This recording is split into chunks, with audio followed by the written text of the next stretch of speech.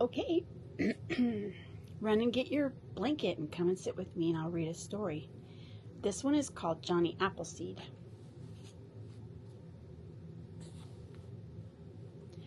Take your pick. Red, green, yellow apples, big apples, little apples, delicious apples. Take your pick. Apples grow just about everywhere in America. It wasn't always that way. A long time ago, there were very few apples in America. Then a man called Johnny Appleseed came along, and this is his story. Johnny Appleseed was a real person. His real name was John Chapman. He was born in 1774 in a small town near Boston, Massachusetts. His family owned a farm, and Johnny's favorite spot was the apple orchard. In the spring of the year, he'd sit under the trees, listen to the birds, and smell the wonderful smells of the apple blossoms. In the summer, he'd care for the trees so they would give plenty of delicious apples in the fall. Even when he was a man, Johnny was happy working in the apple orchards, and when his work was done, he would watch the wagons passing by. They were going west, out west to a new land. People told Johnny that they were going to settle in a great new wilderness. They talked about rich soil that was good for growing things.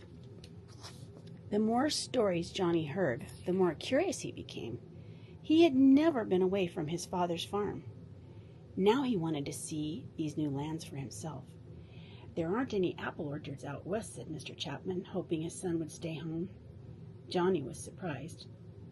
How could people not have apples to eat?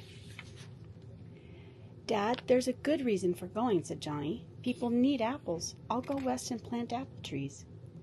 So off he went. He packed as many apple seeds as he could carry.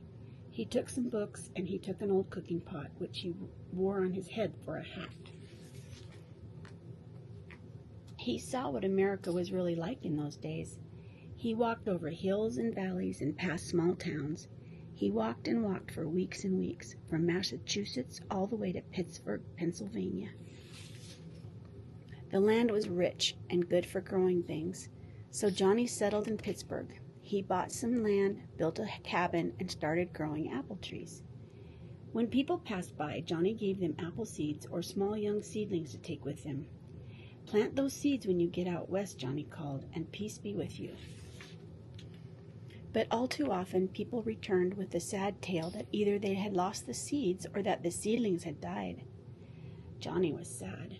There must be a way to get apple trees growing out west, he thought. Then he had an idea, a wonderful idea. I shall go myself. The only way there will be apple trees is if I plant the seeds myself. So once again, Johnny packed his seeds and headed west. And along the way, he stopped and planted his seeds. Sometimes he would rest at a farmer's cabin. Then Johnny would plant apple seeds in the farmer's fields. Sometimes Johnny would stay with friendly Indians. He knew how to use herbs to cure the sick, and he was always welcome. If he had time, he would plant some apple seeds too.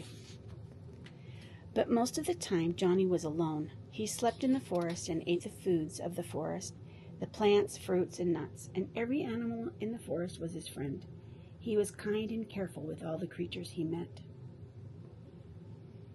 The years passed quickly. Johnny was no longer a young man. His hair grew thick and tangled, his clothes grew torn and ragged, and the pot on his head turned rusty and dented.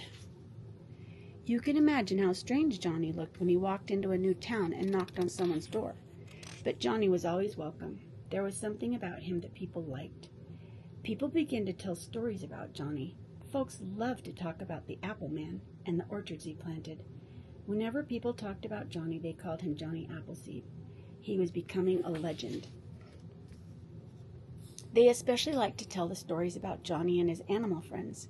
And the story they liked best was the story about Johnny and his friend the wolf. It seems that one day Johnny was planting apple seeds in a clearing in the forest, and suddenly he heard a growling noise behind him. Johnny turned and saw a gray wolf caught in a hunter's trap. Don't be afraid, I won't hurt you, Johnny said gently, and he forced the trap open. The wolf's leg was bleeding badly from the trap. Johnny quickly put a bandage on the wolf's leg. The wolf was so grateful that he licked Johnny's hand.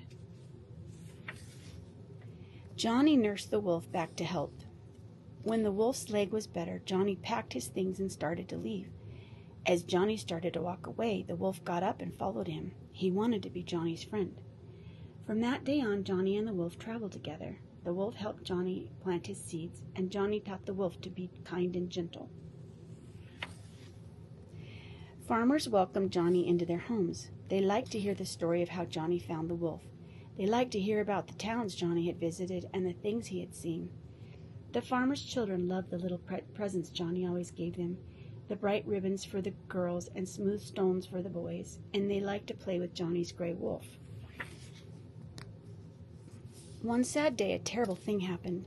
Johnny and the wolf had traveled to a strange part of the country. They walked up to a cabin in the woods. A man with a gun was at the door.